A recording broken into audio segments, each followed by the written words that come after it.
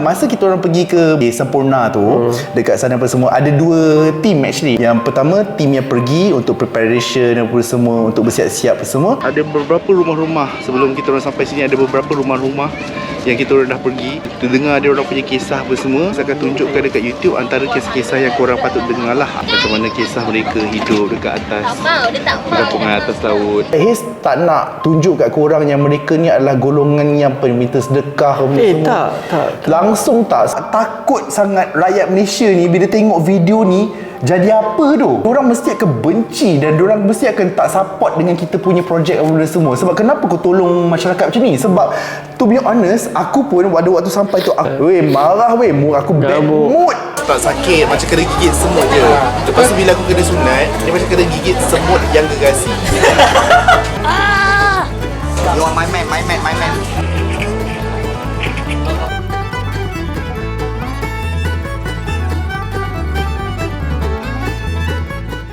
Lepas daripada tu, apa yang kita orang buat, kita orang pergi site visit ke rumah Iwan sekali lagi. Tapi sebenarnya kita nak cari abang dia yang pakai beg, beg najis dekat perut tu apa semua. Fix rumah ni pula, kita nak pergi rumah yang adik Iwan tu. Dia kena kemalangan bot yang tangan dia putus. Kutipan yang kita dapat terlebih daripada cukup. Apa yang kita buat sekarang ni adalah lebihan daripada kutipan tu. Kita orang akan tolong abang dia. Abang dia ada masalah usus. Abang dia nama Syafiq. Bila dia nak sulung, bila kan nak sulung kan, dia adalah ketua keluarga.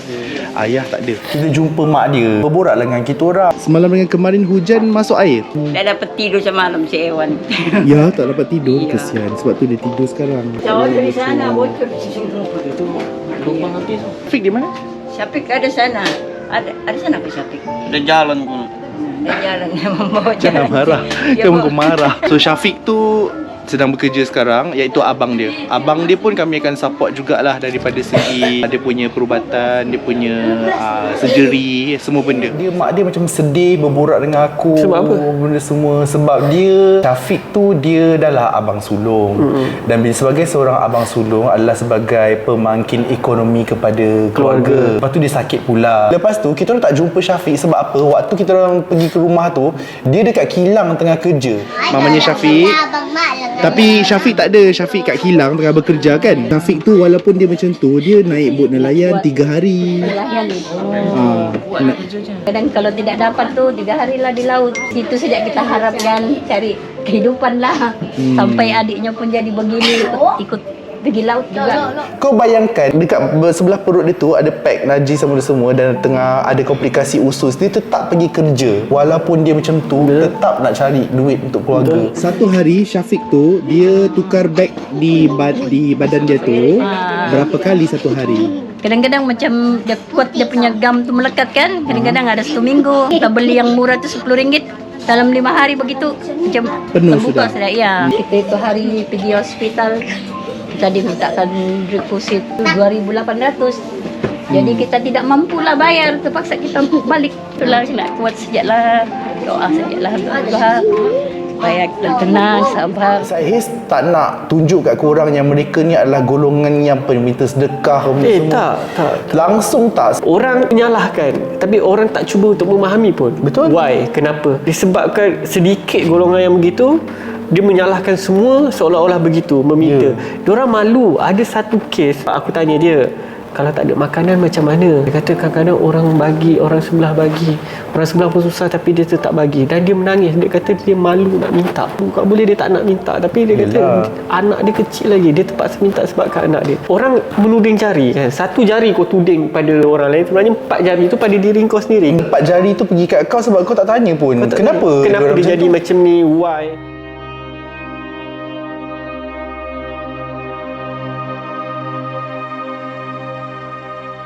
Orang ada je pernah tanya aku, "Hey, sampai bila nak tolong diorang? Sampai kemiskinan dah tak wujud dah." Itu je jawapan aku. Sampai kemiskinan dah tak wujud dah, sampai tak ada siapa dekat tanah Malaysia yang negara Islam ni, tak ada siapa tertindas dah. Korang ingat aku buat benda ni sebab apa? Yalah, pertama sekali sebab pahala, sebab Allah dan sebagainya. Aku bukan jenis orang yang suka melihat tertindas apa semua ni. Aku paling fighter sekali lah, walaupun aku macam ni tiba. Kalau bab melawan hak orang memang aku ni lah. Tapi kadang-kadang melawan hak sendiri tak kerti. Okey, terus. Tiba. Iklan. Hai, Okay, selamat pagi. Ini adalah hari kedua, misi kedua kita orang pada hari ini, yang mana kita orang akan buat projek berkatan untuk adik-adik dan juga anak-anak yang dekat sini lah. Oh, ingat tak dulu Hez pernah cakap dalam YouTube kan, perlukan sebuah surau, perlukan bantuan untuk dipulihkan. So ini adalah surau tu. Surau ni dah siap dah cantik dah pun. So orang gunakan surau ni sebagai stesen untuk mengkatankan adik-adik dekat sini. Ni idea KJ ni dah obses dengan bebet budak-budak kat situ. Sebab 2018 pun dia buat juga majlis katan tu. Selain daripada kita menjaga kebajikan, kita menjaga kemaluan orang ya. Jangan dekat orang, budak-budak. Budak-budak. Bagi memahamkan konsep yang kita nak sempurnakan ibadah mereka lah. Sebab betul, ada je yang sampai ketua tak sunat lagi. Betul. Tapi diorang tak datang pula majlis katan kita. Takkanlah, dah malu lah. Ni tempat yang adik-adik comel kita akan bersunat nanti. Di semalam Akif Fairuz bagi ceramah, bagi kesedaran tentang pentingnya bersunat tu. So nampak yang diorang tu macam seronok gila kan. Kita tengoklah hari ni diorang seronok ke tak seronok. Oh, this one akan potong tu kita kasih habis. So anak-anak sini tak ramai. Itu konsep dia. Apa benda? Diorang semua akan beratur kat sini, diorang station kat sini. Lepas tu kita akan masuk belakang, limpas. Terima kasih. Lepas tu kita masuk kat sini. Diorang tengah sunat dekat situ. Kat sini ada 5 meja. Meja ni diorang orang kampung buat sendiri tau. Sebab dekat sini tak ada katil. Diorang bebet akan dipotong. Lepas tu diorang akan keluar ikut sini. Lepas tu akan jumpa kakak cantik. Kakak cantik akan bagi ubat. Apa? Ini ubatnya turut bengkak, Okey. sama tahan sakit, sama antibiotik. Okey, kenapa KJ buat majlis katan? Daripada 2018 lagi. Sebab aku pernah bertanya tentang ni. Aku kata macam, bukan nak kata tak ada duit langsung, tapi ada duit hanya sekadar untuk hidup, sekadar hidup. Bila dia orang ni tak mampu, so kita tanya-tanya. Sebab sunat ni adalah satu kewajipan. Dia orang panggil benda tu masuk Islam. Sesunat ni termasuk Islam lah. Ya ke? Diorang panggil benda tu masuk Islam? Islam kau. Sini kau, kasih Islam kau. Punya benda tu mahal, bukan satu kemampuan diorang. Benda yang diorang mampu untuk ni. Selalu berapa Anak diorang ramai. Paling murah pun 100 lah. Itu paling murah. Diorang tak mampu tu. 100 tu banyak bagi diorang. Aku tanyalah dengan penduduk kampung masa tu kan, okay, apa ni, dia kata salah satu dia adalah diorang nak berhatan lah, nak budak-budak ni disunatkan. So that's why pada tahun 2018 tu aku start bersama diorang the first kali program berhatan, dan itu adalah program pertama dekat perkampungan atas air yang wujud. Dan untuk budak-budak, aku rasa diorang ni berani ha. Diorang ni sangat-sangat berani. Sudah kamu? Macam tu je jalan. Oi. Dulu orang cakap tak sakit, macam kena gigit semut je. Lepas tu bila aku kena sunat, dia macam kena gigit semut yang gerasi. Yang ada 4 mulut.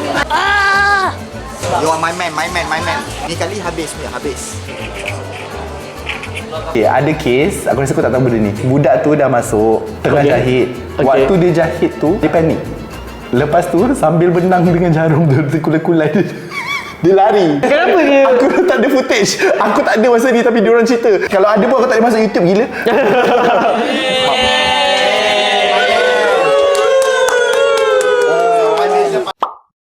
Kita ada adik kecil kita, iaitu aktivis yang paling muda, anaknya Farah Lee. Waktu tu kita orang tengah berjalan-jalan. Biasalah budak-budak kampung kan nakal apa semua. Dekat situ banyak kucing. Pergi seorang budak ni pula ambil kucing tu campak dalam laut. Lepas tu yang menyaksikan benda tu Mariam. Mariam sedih sebab dia tengok ada budak tadi campak kucing masuk laut.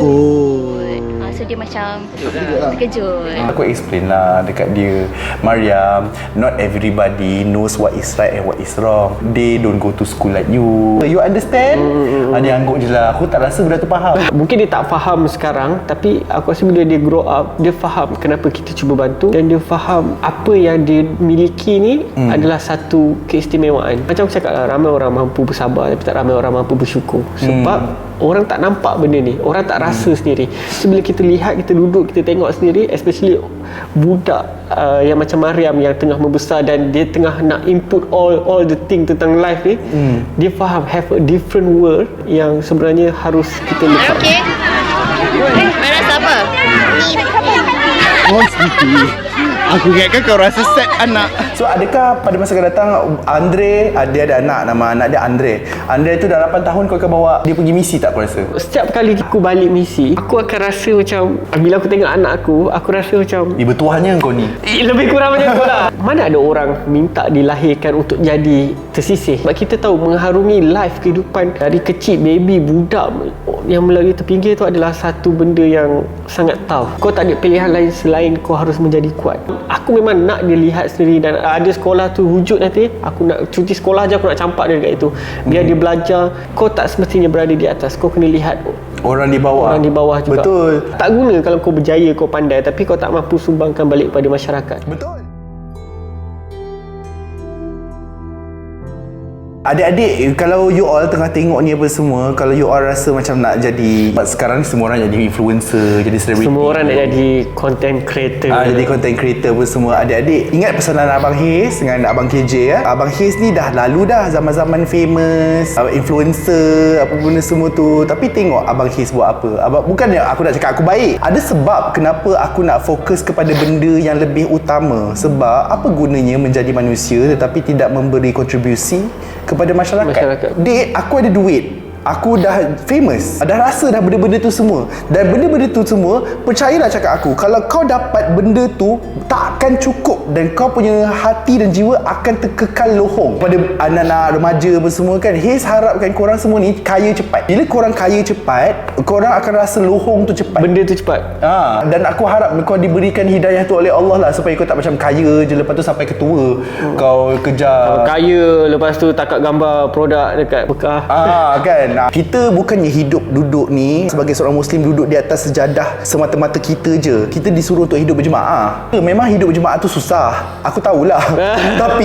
tapi memang itu yang Allah kehendak dan tuntut daripada kita. Walaupun KJ ni macam KJ adalah KJ, tapi saya rasa kan macam apa yang dia buat dan kenapa Haze nak join dia punya NGO benda semua ni adalah sebab Haze rasa NGO dia adalah NGO yang paling telus buat masa sekarang ini. Dan Haze kerja kat sini, Haze boleh nampak setiap duit tu memang betul-betul bagi dekat orang yang susah. Tak ada nak select, tak ada berjuta-juta, tak ada. Aku do the NGO ni because sentimental value yang aku tu hutang budi pada mereka sebenarnya. Dia yang terhutang budi kat kampung tu, aku dengan aku sekali terlibat. Say hi. Okay, Kak Amira nak ajar apa hari ni? Kita tunggu. Okay, kita Gitu. Aku tak belajar dekat sekolah puasa. Adik-adik kat sini, Farah dengan Diana akan ajar diorang lah pasal period, pasal macam mana nak jaga kebersihan period, ikut umur lah. Yang dalam ni muda-muda, kat luar tu mak-mak diorang. Kita orang bagi talk, kita orang yang jantan ni bagi talk tentang kemiskinan haid. Kita cakap pasal pad, kita cakap pasal period. So sekarang ni kita dengan ruang solat utama dengan ibu-ibu, kat luar dengan anak-anak. Untuk ibu-ibu ni kita lebih kepada tentang family planning, tentang macam mana nak menguruskan diri bila period, keluar darah haid, tentang tubuh badan mereka, macam mana cara nak menggunakan menstrual cup. Juga nanti kita cerita pasal pad lah kat luar dengan Farah. Dan adik tu bercerita tentang tubuh badan mereka, tentang kemaluan mereka, akhir balik dan lain-lain. So aku rasa benda tu perlu sebab dia melibatkan kesihatan sebenarnya. So kita bagi bukan alat lah, untuk menjimatkan kewangan diorang, sebab benda tu mahal bagi diorang. Kita bagi cup, menstrual cup yang dia masuk dia masuk dalam tu. Lepas tu dengan reusable pad. Reusable pad yang mana kau boleh pakai, lepas tu kau cuci. Kau pakai, kau cuci. Betul. Sampai 10 tahun. Sebab benda tu boleh tahan 10 tahun. Betul. Okey. Apa?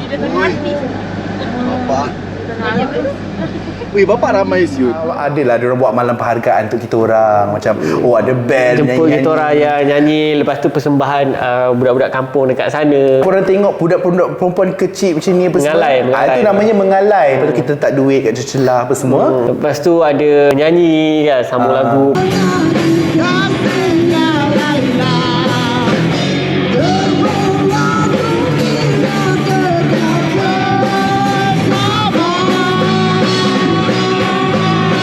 Ada sebuah persembahan. Ada sebuah persembahan yang mengejutkan semua orang, termasuk MC pun terkejut.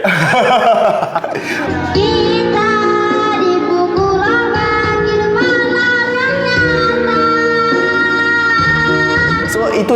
malam penghargaan diorang untuk kita orang, untuk menandakan terima kasih sebab membantu apa semua ni. Kemudian kita melawat kampung. Ini yang pack makanan tak cukup tu. Haze akan cakap benda ni, jangan judge dulu, biar KJ explain. Kan kita orang bagi tu tak cukup. Sebab memang tampungan bot tu memang boleh cukup itu je. Kan kau bawa lebih memang karam. Bila dah, sebab kita orang nak simpan ni untuk kampung lain juga, kan, kampung lain. Dia nampak macam kita orang ada makanan lagi, yang ni kan. So diorang minta lah tu jadi riuh macam ni. Kenapa? Cukup, sepatutnya kita bagi beras and then dalam tu ada pack makanan. So kita kena pecahkan siapa yang dapat beras, tak dapat pack makanan. Sebelah sini pun ada juga. Ya Allah. Tak ada. Ya Allah. Satu je, satu. Satu beras. Okey, kasi jalan bot. Serabuan. Barisan di sana. Bukan di sini, di sana. I'm sure dia orang pun ada maruah sendiri untuk tak buat benda-benda yang macam bertolak apa semua. But that's how they need to do to survive. So itulah keadaan yang korang boleh tengok kat sini. Ada makcik-makcik kat belakang tu yang tengah beratur muda semua tu. Dia marah kita orang tau. Kalau tak cukup, jangan datang lah. Kepada korang yang mendengar benda ni, korang tengah bagi bantuan ni, tapi bantuan yang pack makanan korang tak cukup, apa perasaan korang? Sudah tentu korang akan marah. Tetapi kalau orang yang datang untuk faham, lain dia punya persepsi. Kadang-kadang bila mereka tidak dapat pendidikan yang sama dengan kita, peradaban kita pun berbeza. Betul. Kalau benda-benda basic, common sense sekarang memang tak common. Sedangkan aku dealing dengan budak bandar pun belum tentu aku dapat common sense yang sama, seperti appreciate, seperti bersyukur, seperti berterima kasih. Belum tentu kalau aku dengan budak-budak bandar yang mendapat pendidikan yang tinggi ni, apatah lagi kita pergi tempat yang mendapat pendidikan Tidak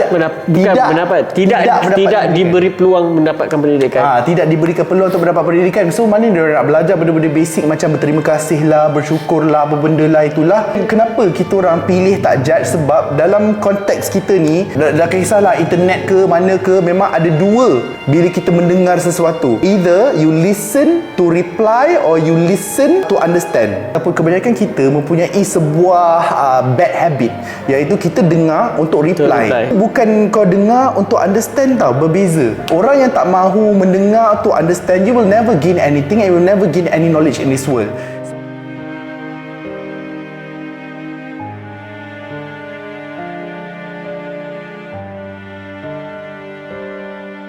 Kita masuk salah satu rumah. Dalam banyak-banyak perkampungan atas air, aku ingatkan aku dah tengok semualah dekat Semporna ni. Sekalilah si KJ ni bawa aku pergi masuk dalam satu rumah yang rumah tu teruk gila weh. Kau dalam rumah ni, tapi kau boleh nampak laut weh dekat bawah. Ada kucing. Cat. Diorang buat punya dapur. Macam ni. Garam ada? Iya. Garam ada? Gula ada? Ada. Tim. Tu aku tanya beras ada lagi tak? Mula-mula dia kata macam ada. Lepas tu dia nak pergi ambil lah, nak tunjuk beras kan. Dia nak tunjuk beras yang dia ada. Tapi bila dia tengok dah habis, ada plastik beras je. Oh, inilah beras yang tinggal ya? Iya. Tadi pagi tadi last lah. Iya. Tak ada dah. Jadi kalau tiada ini makanan, apa kau makan? Kalau tiada apa kau makan? Anda lah bang. Habis ini beli di sana. Di sana. Dalam ni ada 3 keluarga. Ni ada mi, ada teh, ada minyak, ada kicap, ada gula, ada garam. Nanti kau gunalah, kau masak lah. Kasi kau punya anak-anak makan lah. Dalam satu rumah ni ada 3 keluarga. Ada 3 keluarga. Dia macam share satu living room lah. Sebab dia normal, dalam satu rumah tu ada 3 ke 4 keluarga lah. Sebab kalau diorang nak keluar, diorang tak mampu untuk nak buat rumah baru apa semua. Ya. Tempat tidur yang sama, tempat makan yang sama dan everything lah. Dalam setiap misi, memang kadang-kadang sepanjang misi tu kita adalah cuba nak hiburkan diri sendiri. Tapi dia ni pergi bawa tempat yang aku memang tak pernah nak enjoy. Contohnya pergi hiking. Jangan berlari atau melompat-lompat, terutamanya semasa menaiki tangga. Aku nak naik tangga pun malas, tak melompat. Asyik kena game je. Orang tanya, naik bukit ni tak penat ke? Penat! Siapa cakap aku tak penat? Aku penat! Dah sampai dah kat puncak, jom turun balik. Penat. Diorang kat atas ni nak fly drone lah, apa benda semua.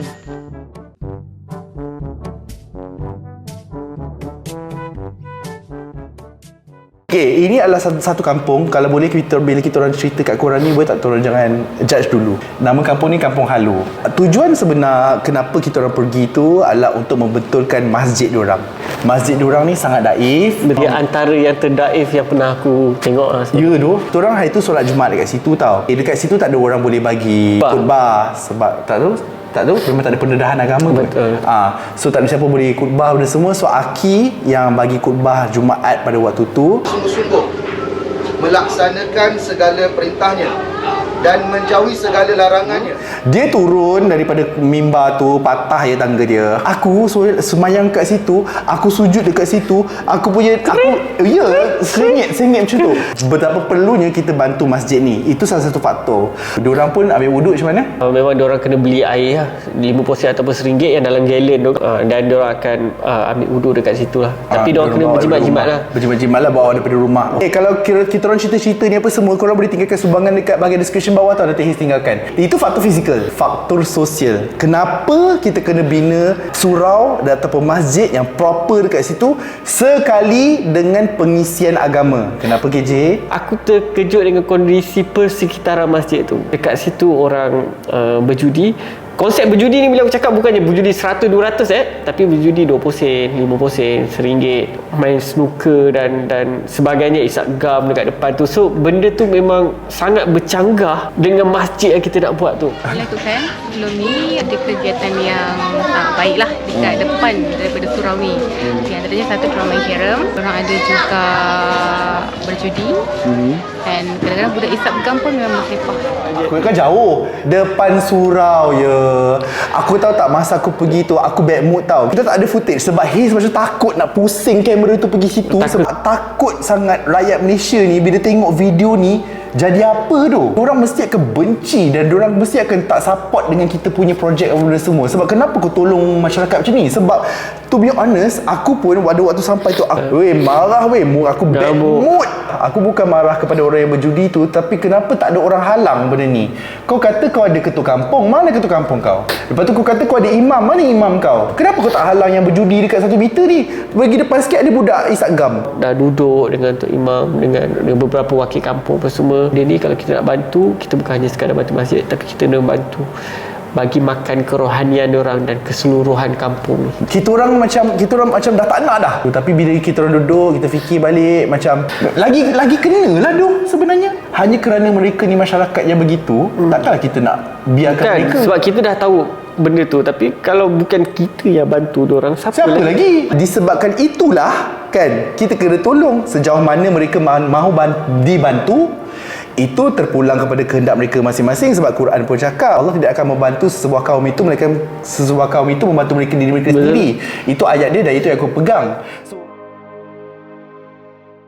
Segmen selingan, kenapa mereka ada anak ramai. Diana pergi jumpa seorang makcik tu, dia tanya, kau tahu tak kenapa kamu mengandung? Dia kata sebab memang keluarga dia keturunan ramai apa dia semua. Lepas tu dia takut kalau kita inzal, dia rasa berdosa. Siapa yang tak tahu inzal tu apa, boleh Google. Jangan Google biasa, Google image. Jangan. Dia rasa benda tu berdosa bersemua, dan dia tak tahu mengadakan hubungan bersama dengan suami boleh menyebabkan dia hamil. Sebab tu anak diorang 8 sampai 12 KJ. Diorang tak tahu KJ. Memanglah tak boleh nak judge, tapi aku rasa macam frustrated sebab macam benda ni macam kau boleh elakkan doh benda-benda ni sebab sampaikan benda tu mengganggu diorang punya keharmonian rumah tangga. Betul. Sebab diorang ingatkan macam benda tu keturunan tak boleh nak buat apa. Aku mau tanya, kenapa kamu ada anak ramai? Sudah aku obat, tapi masih aku anak. Masih mengandung? Iya.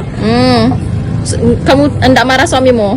Enggak, suamiku suruh banyak sudah anakmu pakai obat lah. Nah sudah obat, masih aku mengandung. Masih kamu mengandung? Kau makan obat apa? Obat kampung. Obat kampung?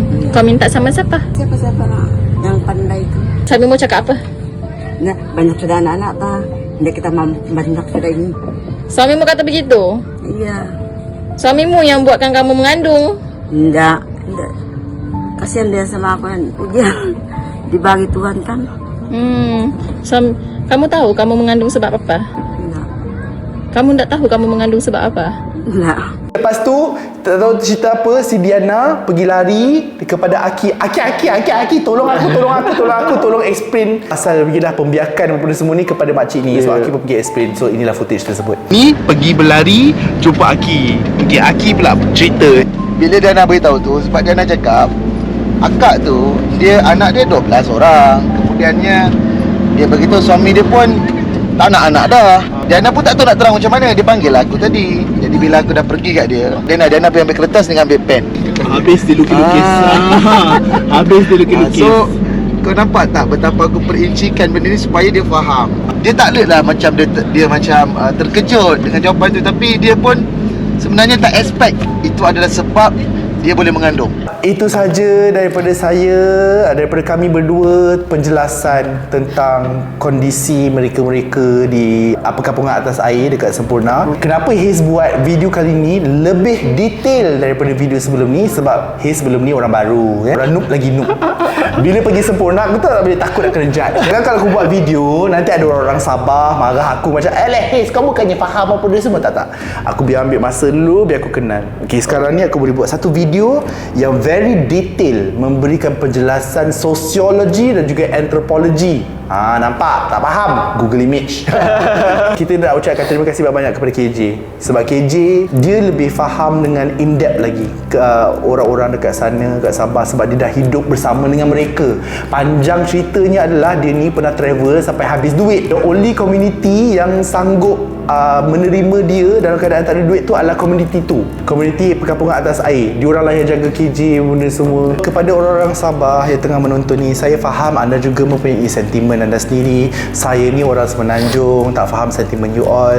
Tapi bagi saya dan juga dia, peluang untuk bantu saudara Islam kita sendiri. Ini bukan marah, tapi Haze bagi tahu, kalau tak boleh bagi manfaat, jangan memudaratkan orang lain.